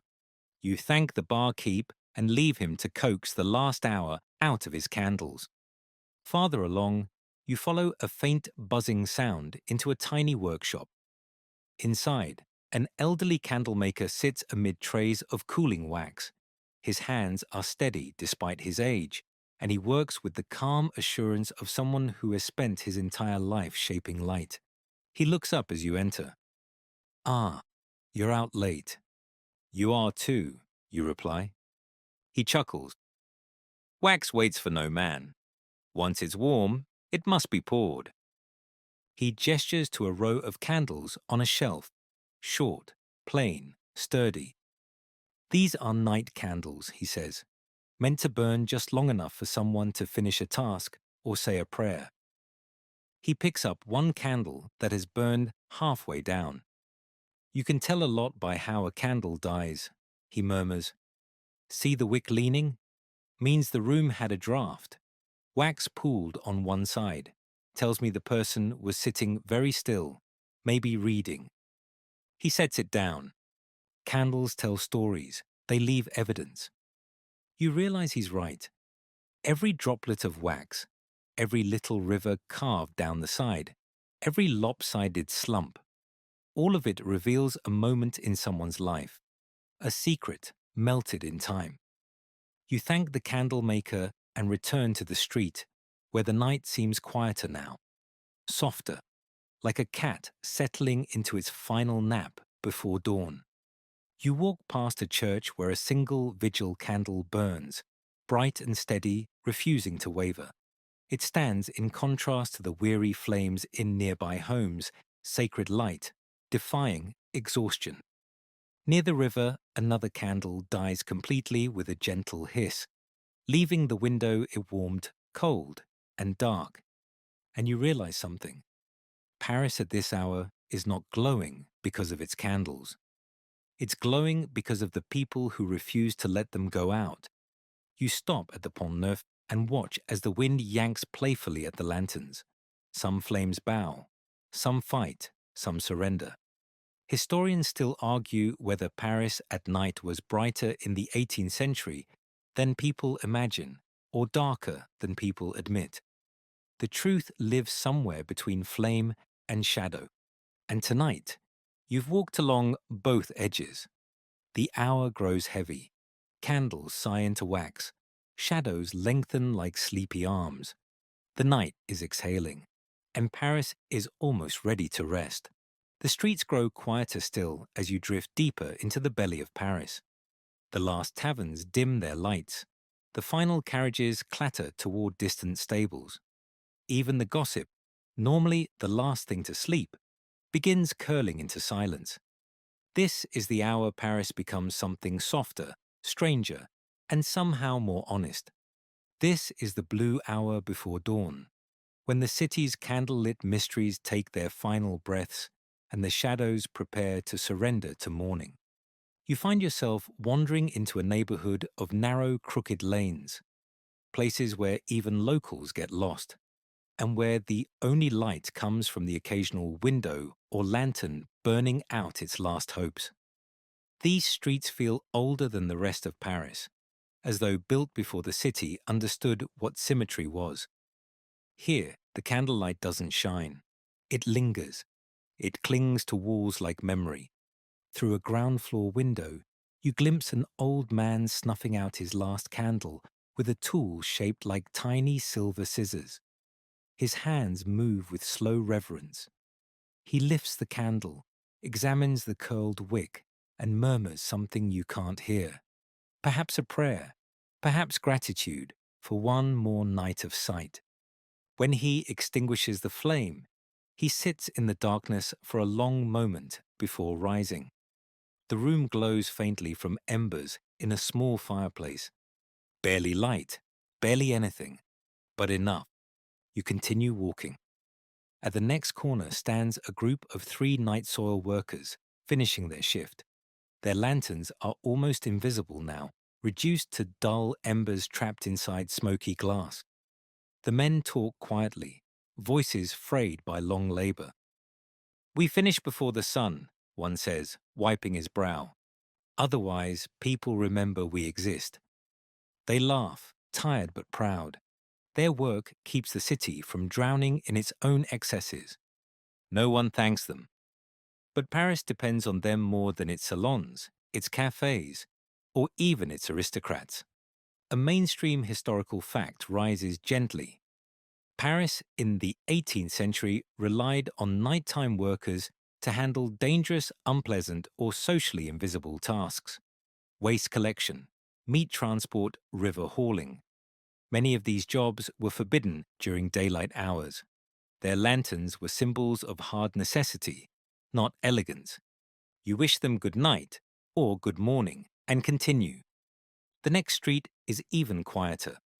You nearly pass it entirely before noticing a faint glow in a stone archway. Peering through, you find a courtyard where a man sits alone at a table with a half-burned candle. His coat is threadbare, his wig long abandoned in favor of comfort. Papers are scattered before him. A writer, a tired one, but a determined one. He dips his quill, scribbles a few lines, then groans in frustration. He leans back, rubbing his temple. "Words," he mutters, words refusing to behave. You approach gently. He notices you and lifts the candle toward your face. "Don't worry," he says softly. "I'm not dangerous, merely tired, and poorly paid." He gestures to the page. It's a satire, a harmless one truly. But even harmless words can be dangerous at the wrong hour. He sighs. "Candle's nearly done. If it dies before I finish, well, then it simply wasn't meant to exist tonight." You watch him for a moment. The flame wavers. He holds his breath as though afraid his exhale might extinguish it. Then he bends to the page again, quill scratching in rhythms guided by desperation. Writers here measure time not by clocks, but by wax. A quirky historical tidbit flickers.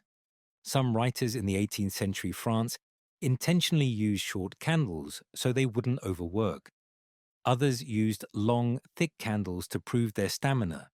A few famously burned multiple candles at once, as if daring the night to challenge their ambition.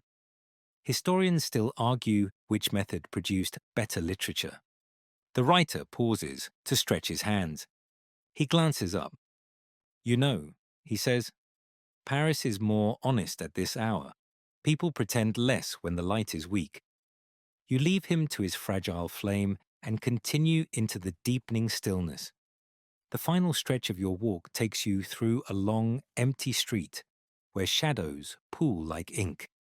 The lanterns here are sparse, some dead, some clinging to life with trembling orange tongues. You pause beneath one lantern that burns particularly low, its wick curled like a sleeping cat.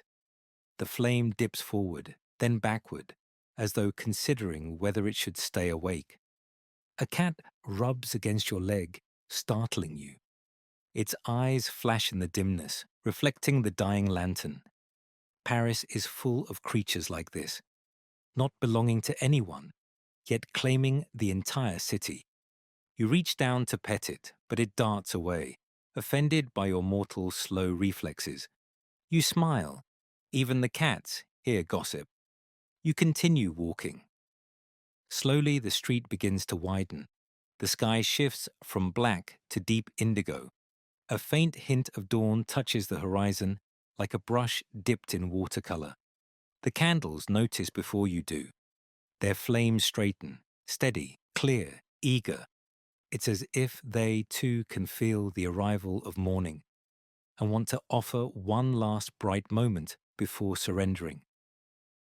Paris in this hour is fragile and brave, a city holding on to its remaining flames, whispering them into daylight.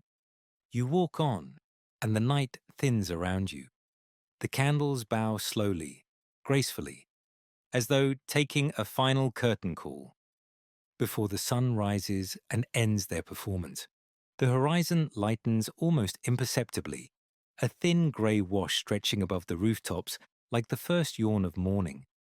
Paris is not awake yet, far from it, but the city is shifting. The streets feel looser, the silence less absolute. Even the shadows soften, as though embarrassed by how dramatic they were an hour ago. And this is the moment, the slender slice of time between darkness and dawn, when Paris performs a ritual older than revolutions, older than salons, older than street lamps themselves. The waking of the lamplighters. You hear them before you see them. A faint metallic rhythm. Clink, clink, clink. The sound of ladders tapping against stone. You turn onto a broader street where a team of lamplighters moves in gentle procession, each carrying a pole tipped with a small hook, a lantern to see their work, and an air of weary dignity.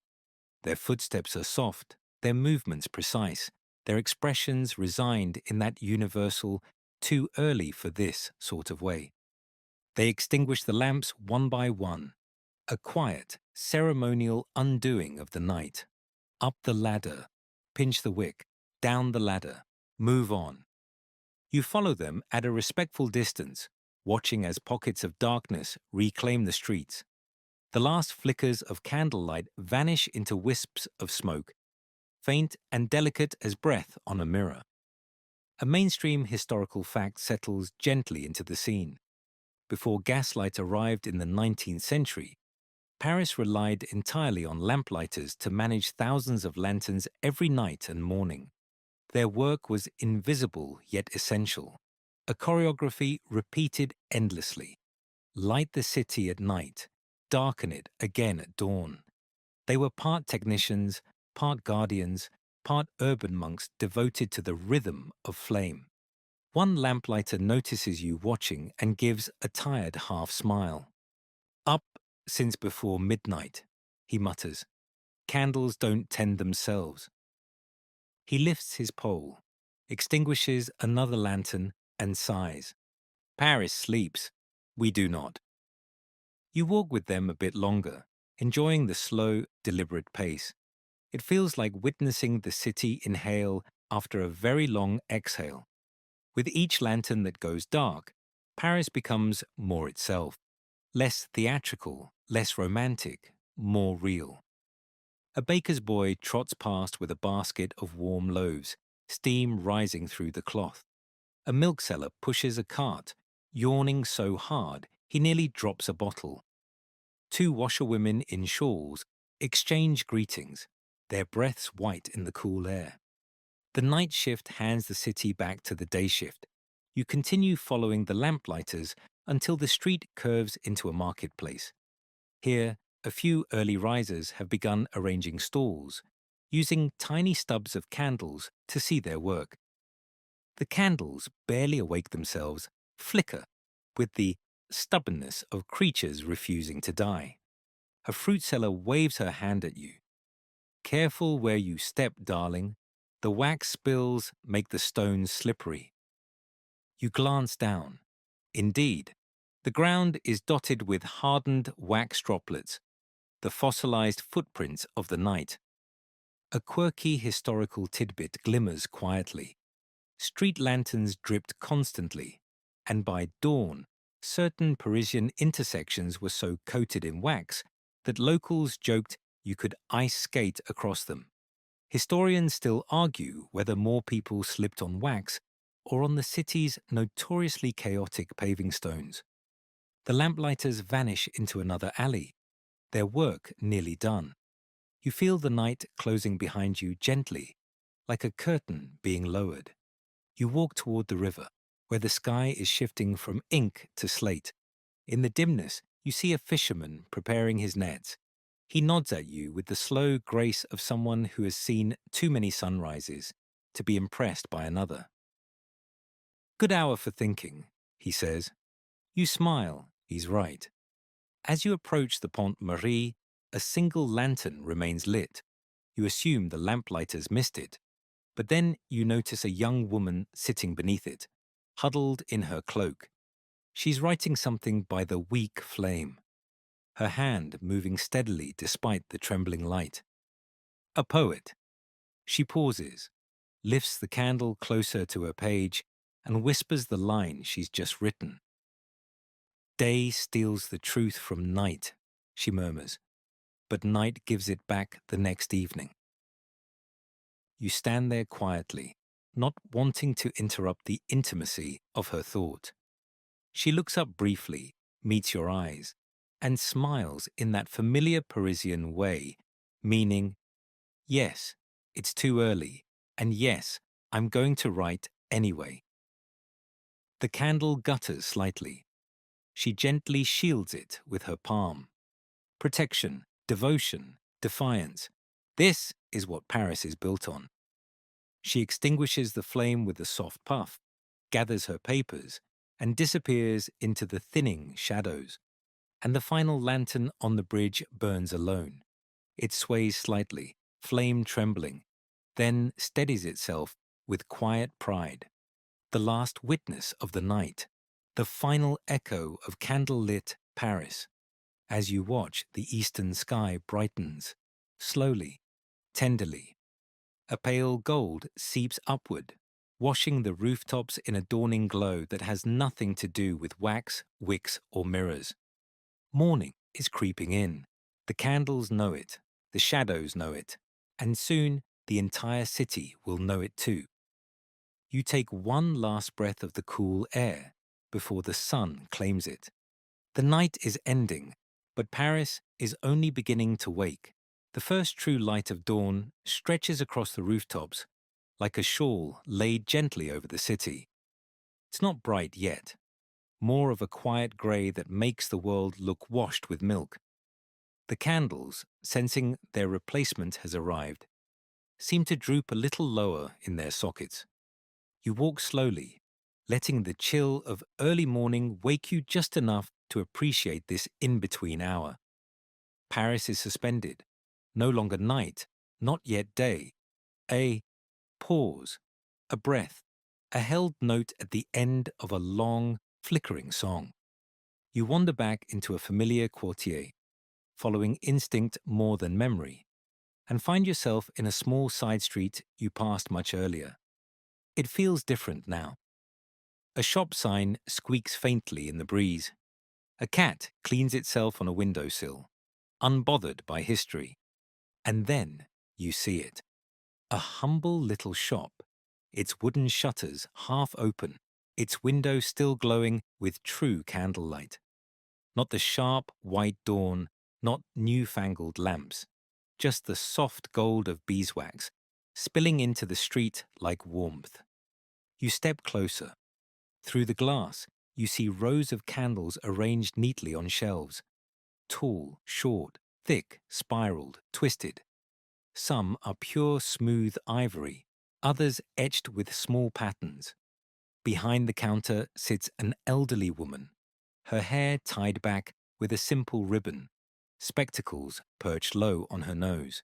She's pouring the last bit of melted wax from a small pan into a waiting mold. Her movements are steady, unhurried. She is not racing against dawn. Dawn can arrive whenever it likes. Her flame will remain. You push the door open. A tiny bell tinkles above you. The smell of beeswax, honey, and faint smoke wraps around you like a blanket. "Bonjour," she says, without looking up. Her voice carries that blend of warmth and matter-of-factness that Parisians reserve for strangers they've already decided are probably fine. You return the greeting. "Early for shopping," she adds. "Late for sleeping. you reply. She chuckles softly. Then you've met Paris properly. You glance around. Every surface is touched by gentle light, the kind that doesn't boast, doesn't demand, doesn't accuse, the kind that merely exists, and in existing, makes everything around it softer. Still using candles, you ask, with all the new lights being tested. She waves a dismissive hand. Let them fuss with their inventions. Gas, mirrors, fancy lanterns. She nods toward her shelves. These will still be here when they remember they want to feel human again. You smile. You think candles make people more human? She shrugs. They make people slower, quieter. That's close enough. She picks up a finished taper, holds it near her face, and inspects the straightness of the wick. Satisfied, she adds it to a bundle tied with a bit of twine. Come, she says, gesturing to the window. Look. You stand beside her and peer out. The street is slowly brightening under the early morning sky. Color seeps back into it, very gently, like someone painting in watercolor in slow motion.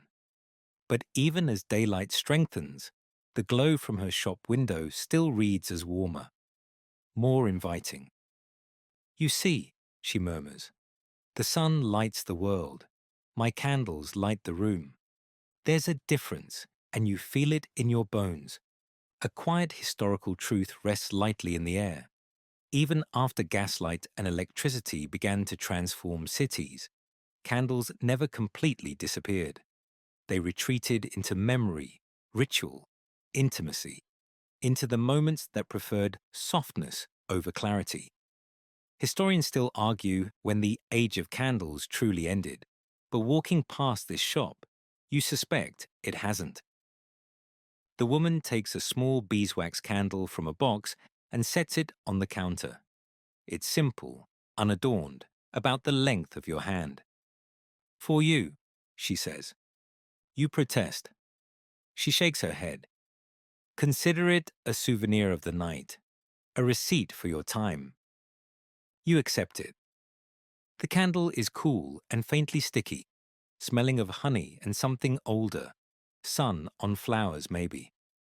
Light it on a night when you wish the world were slower, she says. It won't change the world, of course, but it may change your corner of it. You thank her and step back out into the street. The sky is now pale blue. A milkman rattles past. A boy sweeps a doorstep, yawning. Somewhere, a church bell tolls the hour. The city is waking, shaking off its dreams, pulling on its daytime face. You turn once more to look at the shop. The candlelight in the window looks almost defiant now, burning against the growing brightness. Not in competition, just as a reminder. I was here when you were afraid of the dark, it seems to say. Don't forget me when you're not. You walk toward the river one last time. The Seine moves steadily under the first true strokes of sunlight, its surface no longer reflecting candles, but sky. You lean on the stone railing, the small beeswax taper in your hand, and breathe. Paris, for a brief moment, is both things at once. The city of candlelight and gossip, and the city of daylight and reason. The salons are asleep. The lamplighters are home. The printers snore over their presses. The gamblers nurse their hangovers. The seamstresses stretch their aching fingers. And somewhere, in a quiet room, a single forgotten candle still burns down to its stub. You close your eyes. You can still hear the faint scratch of quills, the murmur of secrets, the clink of snuffers, the soft puff of breath over extinguished wicks. The age of candlelight is fading. But for tonight, for your night, it has lasted a little longer. You slip the candle into your pocket like a stolen piece of history. And as the sun finally clears the rooftops and Paris steps fully into the day, you carry the memory of its flickering, gossiping glow with you. A small flame tucked into your thoughts, ready to be lit again whenever the world feels too bright to sleep. Now, Let the city step away for a while. Picture Paris shrinking gently behind your closed eyes, its rooftops drifting out of focus, the Seine dissolving into a soft, slow-moving blur. The candles you walked past tonight, one by one, finish their quiet work and surrender to darkness. Each little flame bows, folds into itself, and becomes only a faint warmth in the air, a memory of light rather than light itself. You're no longer in the streets, no longer in the salons or cafés or workshops. You're simply resting in a small, comfortable room somewhere above it all, with a single candle on the table beside you. Its flame is steady, unhurried, and very kind. The walls around you are calm. The furniture is simple. The noise of the city has faded into a distant, friendly hum, like waves, or wind, or a voice behind a closed door you don't need to open. Watch the candle in your mind's eye. See how the flame narrows and widens, almost like breathing. In, it leans towards you. Out, it gently straightens. Match your own breaths to that tiny rhythm. In, slow, easy, through your nose. Out, softer, longer, through your mouth. Each exhale is like a snuffer over a worry, neatly trimming it away. Each inhale is a fresh little wick of calm. Your shoulders grow heavier, your hands soften. The space between one breath and the next stretches just a little wider, like a quiet street at dawn. You don't need to hold the whole city in your head anymore. You don't need to remember every detail. Let Paris dim. Let the candle shrink. Let your thoughts drift like smoke, curling gently upward and disappearing into the still, cool air. When sleep comes, it will arrive as softly as a match going out. Sweet dreams.